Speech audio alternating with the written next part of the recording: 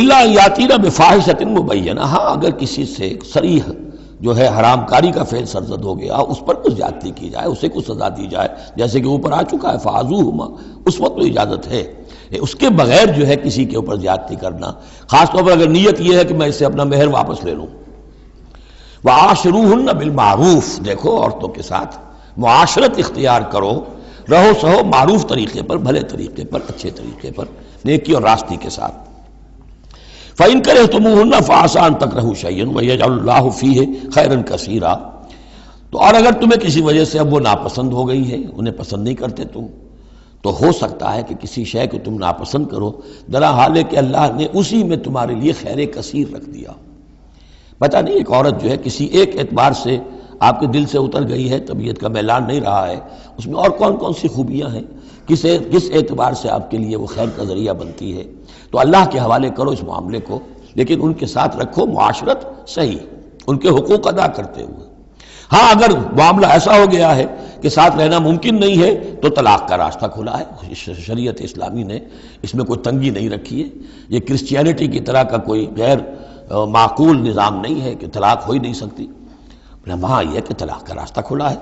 وَإِنْ أَرَدْتُمْ اسْتِبْدَالَ زَوْجٍ مَكَانَ زَوْجٍ، اور اگر تم نے فیصلہ ہی کر لیا ہو کہ ایک بیوی کی جگہ کوئی دوسری بیوی لانی ہے، وَآتَيْتُمْ إِحْدَاهُنَّ قِنْطَارًا، اور ان میں سے کسی ایک کو تم نے ڈھیروں مال دیا ہو، فَلَا تَأْخُذُوهُ مِنْهُ شَيْئًا فَلَا تَأْخُذُوا مِنْهُ شَيْئًا، اس میں سے کوئی شے واپس نہیں لے سکتے، جو مہر دیا تھا وہ ان کا ہے، اب اس میں سے کچھ واپس نہیں لے سکتے۔ اتاخذونہ بہتانا و اسما مبینا، کیا تم لوگے وہ مہر واپس ان سے ناحق اور صریح گناہ کے طور پر؟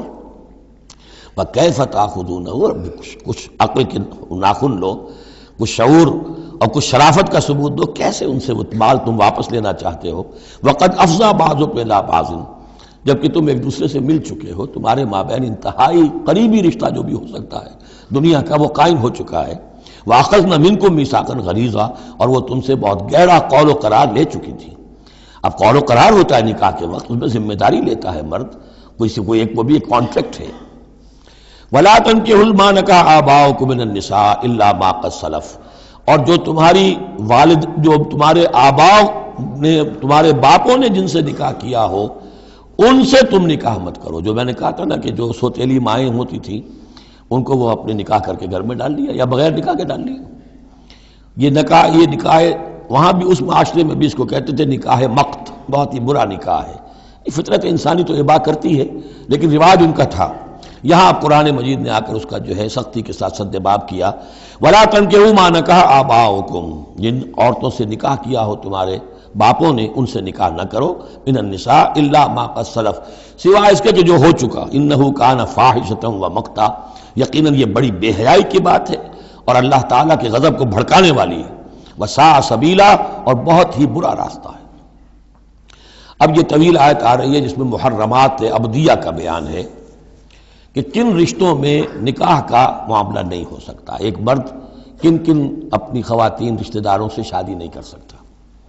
حرمت علیکم امہاتکم، حرام کر دی گئی تم پر تمہاری مائیں، نمبر 1، وبناتکم، تمہاری بیٹیاں، واخواتکم، اور تمہاری بہنیں، وعماتکم، اور تمہاری پھوپھیاں، وخالاتکم، اور تمہاری خالائیں، وبنات الاخ، اور بھائی کی بیٹیاں یعنی بھتیجیاں، وبنات الاخت، اور بہن کی بیٹیاں یعنی بھانجیاں، وامہاتکم اللاتی ارضعنکم، اور تمہاری وہ مائیں جنہوں نے تمہیں دودھ پلایا ہے، واخواتکم من الرضاعۃ، اور تمہاری دودھ پلانے والیوں کی بیٹیاں کہ جو تمہارے اب بہن بن گئی ہیں رضاعی، وامہات نسائکم، اور تمہاری بیویوں کی مائیں یعنی ساس جن کو ہم کہتے ہیں خوش دامن، وربائکم اللاتی فی حجورکم، اور اگر وہ کہ جو ربیبہ ہوں، جو تمہارے ہاں پلی بڑھی ہوں، من نسائکم اللاتی دخلتم بہن، ربیبہ، ربیب اس کو کہتے ہیں کہ ایک عورت کے پہلے کوئی اولاد تھی، آپ نے ان سے شادی کی ہے تو وہ اولاد بھی ساتھ لے آئی ہے، اب وہ آپ کی بیٹیاں ہی ہو گئی آپ کی، لیکن وہ آپ کے حقیقی بیٹیاں نہیں، ربیب کہلاتے، ربیب اور ربیبہ، تو وہ ربیب اور ربیبہ بھی حرام ہیں اگر اس جو ماں ہے اس کے ساتھ مقاربت کی ہو، اگر اس کے ساتھ تعلق زن و شہ ہوا ہے تو پھر وہ ربیبہ جو ہے بچی جو آئی تھی اس کے ساتھ وہ بھی حرام ہو گئی، لیکن اگر کسی وجہ سے بغیر اس کے کہ ان کے ساتھ کوئی جنسی تعلق ہو، طلاق ہو جائے، تو پھر اس ربیبہ کے ساتھ نکاح ہو سکتا ہے۔ وَرَبَائِبُكُمُ اللَّاتِي فِي حُجُورِكُم مِّن نِّسَائِكُمُ اللَّاتِي دَخَلْتُم بِهِنَّ، جن سے تم نے صحبت کی ہو، ان کی جو بیٹیاں ہیں سابقہ شوہروں سے وہ حرام ہیں. فَإِن لَّمْ تَكُونُوا دَخَلْتُم بِهِنَّ، اور اگر تم نے ان سے صحبت نہ کی ہو، فَلَا جُنَاحَ عَلَيْكُمْ، تو پھر کوئی حرج نہیں ہے. وَحَلَائِلُ أَبْنَائِكُمْ، اور تمہارے بیٹوں کی عورتیں، یعنی بیٹوں کی بیویاں، بہو جن کو ہم کہتے ہیں، تمہاری بہویں. الذین من اصلابکم، لیکن بیٹے وہ جو تمہارے اپنے صلب سے ہوں، اپنے صلبی بیٹے، منہ بولے بیٹے کا معاملہ نہیں ہے. وَأَن تَجْمَعُوا بَيْنَ الْأُخْتَيْنِ، اور یہ بھی تم پر حرام کیا گیا ہمیشہ کے لیے کہ بیک وقت دو بہنوں کو جمع کرو ایک نکاح میں. الا ما قد سلف، سوائے اس کے کہ جو ہو چکا. ان اللہ کان غفور الرحیم، یقیناً اللہ غفور الرحیم. جو ہو گیا پہلے کا، اس کو تو گڑھے مردے اکھاڑے نہیں جا سکتے، لیکن آئندہ کے لیے یہ محرمات ابدیہ ہیں. اس میں حضور نے اضافہ کیا ہے کہ دو بہنوں کو بھی ایک وقت نکاح میں نہیں رکھ سکتے، اسی طرح خالہ بھانجی کو بھی نکاح میں نہیں رکھ سکتے، اور پھپھی بھتیجی کو بھی نکاح میں نہیں رکھ سکتے. یہ محرمات ابدیہ ہیں کہ جن کے ساتھ کسی حال میں کسی وقت شادی نہیں ہو سکتی. اب ہے وہ محرمات جو عارضی ہیں. والمحصنات من النساء، وہ عورتیں جو کسی اور کے نکاح میں ہیں. اب یہ اس وجہ سے کہ وہ اس کے نکاح میں ہے، آپ پر حرام ہے. ہاں اگر وہ طلاق دے دے پھر آپ شادی کر سکیں گے اس سے، لیکن یہ کہ اس کے اوپر جو حرمت ہے اس کی، وہ حرمت ابدی اس نوع کی نہیں ہے جو اس آیت میں جو بیانات ہوئی، بلکہ یہ کہ وہ تو کسی اور کے نکاح میں ہونے کی. محصنات، حصن کہتے ہیں قلعے کو، جو قلعے میں ہیں، پہلے ہی ایک خاندان کے قلعے کے اندر ہیں وہ، اور شوہر والیاں ہیں. الا ما ملکت ایمانکم، سوائے یہ کہ ان میں سے کوئی تمہارے ہاں کنیز بن کر آ جائے. اب ظاہر بات ہے جنگ ہوئی ہے، وہ عورتیں جو ہیں مشرک مردوں کی بیویاں ہیں، وہ لونڈیاں بن کے آ گئی ہیں، تو اگرچہ وہ بیویاں ہیں مشرکوں کی، محصنات ہیں اس معنی میں، لیکن وہ لونڈی کی حیثیت سے آپ کے لیے جائز ہوں گی. کتاب اللہ علیکم، یہ اللہ کی کتاب ہے، حکم ہے، فرض ہے تمہارے اوپر. وَإِلَّا لَكُمْ مَا وَرَاءَ ذَلِكُمْ، اب اس کے علاوہ تمہارے لیے تمام عورتیں حلال ہیں. تو آپ نے دیکھا کہ کتنی تھوڑی سی تعداد میں عورتیں ہوئیں کہ جن سے نکاح حرام ہوا، باقی کثیر تعداد. یعنی مباحات کا دائرہ بہت وسیع ہے، محرمات کا دائرہ بہت محدود ہے. ان تبتغوا باموالکم، لیکن یہ کہ اس کے لیے نکاح ہوگا مہر دے کر، اموال کے ساتھ تم اس میں نکاح کرو. محسنین، نیت ہو گھر میں بسانے کی، قلعے میں لانے کی، غیر مسافہین، صرف مستی نکالنے کی نہیں. یعنی یہ جو ہے اس کو ایک کھیل اور ہابی نہ بنا لو، گھر میں آباد کرنے کی نیت ہو، اس سے شادی کی جائے. فَمَسْتَمْتَعْتُمْ بِهِ مِنْهُنَّ فَآتُوهُنَّ أُجُورَهُنَّ، تو جو بھی تم نے ان سے استفادہ کیا ہے تو انہیں ان کے مہر جو ہے مقرر ہوئے ہیں فریضۃً، وہ دو. وَلَا جُنَاحَ عَلَيْكُمْ فِي مَا تَرَاضَيْتُمْ بِهِ مِنْ بَعْدِ الْفَرِيضَةِ، اس میں کوئی حرج نہیں ہے کہ کسی مہر کے مقرر ہونے کے بعد اگر باہمی رضامندی سے اس میں کوئی کمی بیشی ہو جائے. ان اللہ کان علیما حکیما، یقیناً اللہ تعالی علیم ہے اور حکیم ہے. ومن لم یستطع منکم طولا ان ینکح المحصنات المؤمنات، اور جو کوئی تم میں سے اتنی استطاعت نہ رکھتا ہو، مقدرت نہ رکھتا ہو کہ مومن محسنہ عورتوں سے شادی کر سکے. اب محسن دو معنی میں آتا ہے، ایک خاندانی لڑکی، شریف لڑکی، خاندانی آزاد گھرانے کی کہ اسے گھر کا قلعہ حاصل ہے، اور ایک شادی شدہ عورت کے جو ایک شوہر کے قلعے کے اندر ہے. ایک ہے خاندان کا قلعہ، خاندان کی پروٹیکشن حاصل ہے، سپورٹ حاصل ہے، تو وہ عورت جو ہے وہ محسنہ ہے. اسی طرح وہ عورت کے جو شوہر کے گھر میں ہے، ایک قلعے میں ہے، اس کے گھر میں ہے، اس کی حفاظت میں ہے، وہ بھی محسنہ ہے. پہلے تھا وہ دوسری معنی میں یعنی شادی شدہ، یہاں مراد ہے شریف زادیاں، آزاد مسلمان عورتیں. اب ظاہر بات ہے آزاد مسلمان عورتوں کا تو مہر ادا کرنا پڑے گا. اس حوالے سے اب کوئی بیچارہ مفلس ہے، نہیں دے سکتا ہے، تو کیا کرے. وَمَن لَّمْ يَسْتَطِعْ مِنكُمْ طَوْلًا أَن يَنكِحَ الْمُحْصَنَاتِ الْمُؤْمِنَاتِ فَمِمَّا مَلَكَتْ أَيْمَانُكُمْ، تو جو لونیاں ہیں ان سے نکاح کر لو. مِن فَتَيَاتِكُمُ الْمُؤْمِنَاتِ، جو تمہاری مومن جو لونیاں ہوں. فَأَنكِحُوا وَاللَّهُ أَعْلَمُ بِإِيمَانِكُمْ، باقی یہ کہ کون مومن ہے اور نہیں ہے یہ اللہ بہتر جانتا ہے. مراد یہ ہے کہ جو بھی قانونی اعتبار سے مسلمان ہیں، جس کے تم ایک دوسرے کو مسلمان سمجھتے ہو. بعضکم من بعض، تم سب ایک دوسرے ہی میں سے ہو. فَأَنكِحُوهُنَّ بِإِذْنِ أَهْلِهِنَّ، تو ان سے تم نکاح کرو ان کے مالکوں، کی اجازت سے۔ اب ظاہر بات ہے وہ لونڈی ہے زید کی، تو زید اس سے جنسی تعلق قائم کر سکتا ہے، لیکن یہاں اب ایک شخص اس سے اجازت لے رہا ہے کہ میں آپ کی اس لونڈی سے نکاح کرنا چاہتا ہوں۔ اگر اجازت دے دی، اب زید کا تعلق منقطع ہو جائے گا، اب وہ اس لونڈی اس کی اس اعتبار سے اس کے کام میں نہیں آ سکتی، بلکہ وہ اب منکوحہ ہو جائے گی ایک مسلمان کی۔ اس لیے بے اذن اہلہن، اور اس میں پیش نظر رکھیے کہ ایک معاشرہ تھا، بالفعل یہ شکلیں تھیں، یہ نہیں کہا جا رہا یہ شکلیں پیدا کرو۔ اصل بات کیا ہے کہ جو معاشرہ تھا جس میں کہ قرآن نے اصلاح کا عمل شروع کیا ہے، تو اس میں کیا کیا صورتحال تھی، کس کس اعتبار سے اس میں بہتری پیدا کی گئی تدریجاً۔ فَانكِحُوهُنَّ بِإِذْنِ أَهْلِهِنَّ وَآتُوهُنَّ أُجُورَهُنَّ بِالْمَعْرُوفِ، انہیں بھی ان کے جو مہر ہیں تھوڑے ہوں گے وہ دو معروف طریقے پر دو۔ محصنات غیر مصافحات، ان سے بھی جو تعلق ہے یہ نکاح کا ہوگا تو نیت ہونی چاہیے گھر میں بسانے کی، محض مستی نکالنے کی اور شہوت رانی کی وہ نیت نہ ہو۔ ولا متخذات اخدان، اور نہ ہی کوئی چوری چھپی کی دوستیاں اور یاریاں ہوں، یہ نہیں، کھلم کھلا نکاح ہو، معلوم ہو کہ فلاں کی لونڈی ہے۔ جیسے حضرت سمیہ رضی اللہ تعالی عنہ، یہ ابو جہل کا چچا تھا، ایک شریف انسان تھا، اس کی لونڈی تھی۔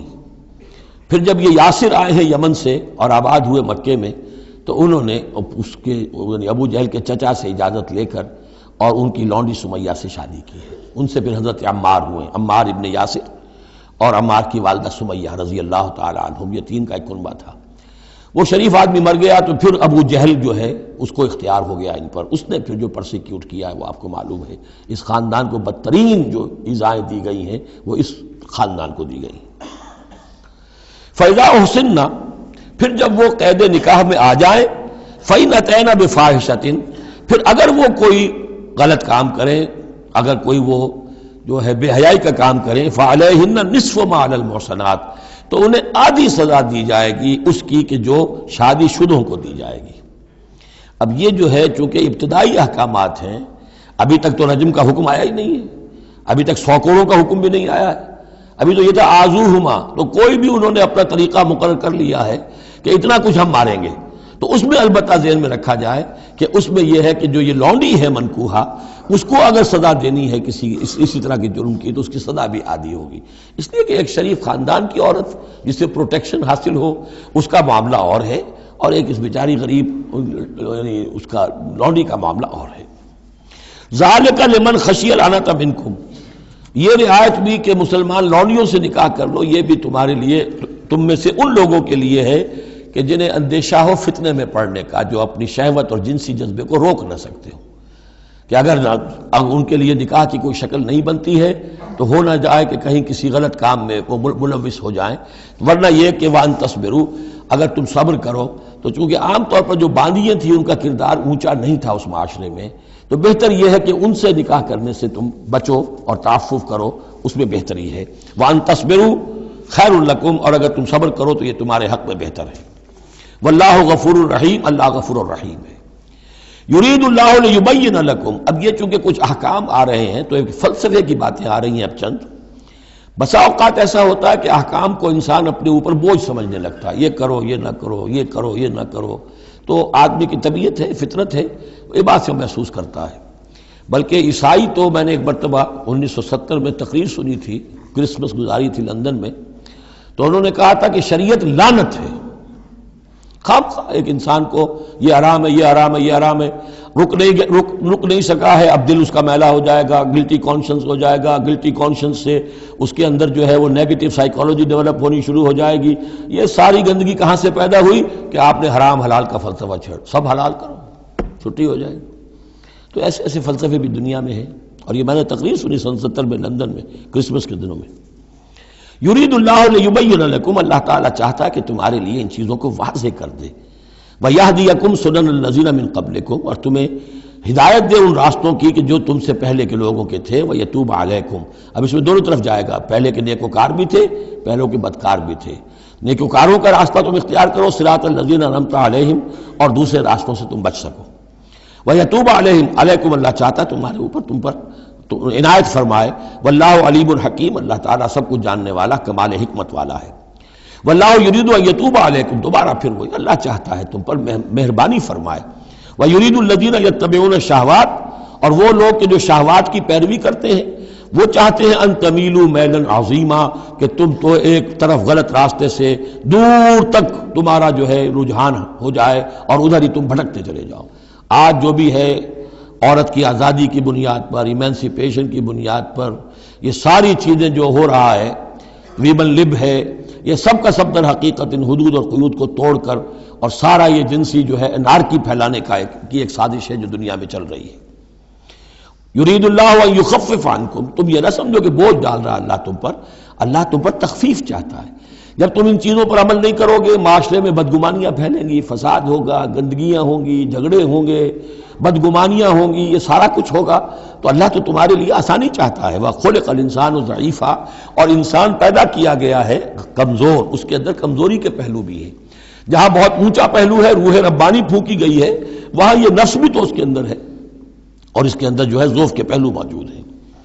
یا ایھا الذین آمنوا لا تاکلوا اموالکم بینکم بالباطل، اہل ایمان اپنے مال آپس میں باطل طریقے سے ہڑپ نہ کرو، الا ان تکون تجارتا عن تراض، سوائے اس کے کہ تجارت ہو تراض منکم، تمہاری باہمی رضامندی سے۔ یہ جوتا ہے 200 روپے کا ہے، آپ کو منظور ہے 200 دیجئے، جوتا لے لیجئے، یہ آپ کی باہمی رضامندی سے سودا ہے، وہ ہو گیا۔ لیکن یہ کہ اس سیدھے سادے اور صحیح اور طریقے پر ایک ظاہر بات ہے کچھ نہ کچھ تو آپ نے نفع اس میں سے کمایا ہے، آپ نے محنت کی ہے، کہیں سے لائے ہیں، سٹور کیا ہے، دکان کا کرایہ دیا ہے، لیکن اس کو وہ گرج نہیں کرے گا۔ لیکن جھوٹ بول رہے ہیں، خدا کی قسم کھا رہے ہیں کہ میں نے تو اتنے کر لیا، اب یہ ہو گیا تم آپ نے اپنی ساری محنت بھی ضائع کی اور آپ نے حرام کما لیا۔ اور یا کوئی اور طریقے ہیں، مال ہڑپ کر رہے ہیں، دھوکہ دے رہے ہیں۔ یا ایھا الذین آمنوا لا تاکلوا اموالکم بینکم بالباطل الا ان تکون تجارتا عن تراض منکم ولا تقتلوا انفسکم، اور نہ اپنے آپ کو قتل کرو، یعنی ایک دوسرے کو قتل کرو۔ تمدن کی جڑ دو چیزوں پر ہے، احترام جان، احترام مال۔ میرے لیے آپ کا مال محترم ہے، آپ کی جان محترم ہے، میں اسے کوئی گدن نہ پہنچاؤں۔ آپ کے لیے میرا مال، میری جان، میرا جسم محترم ہے، اسے کوئی گدن نہ پہنچائے۔ اگر تو یہ جنٹل مین ایگریمنٹ ہمارا چلتا ہے تب تو ہم ایک معاشرے میں رہ سکتے ہیں، ایک ملک میں رہ سکتے ہیں، اور اس میں اطمینان ہوگا، سکون ہوگا، چین ہوگا۔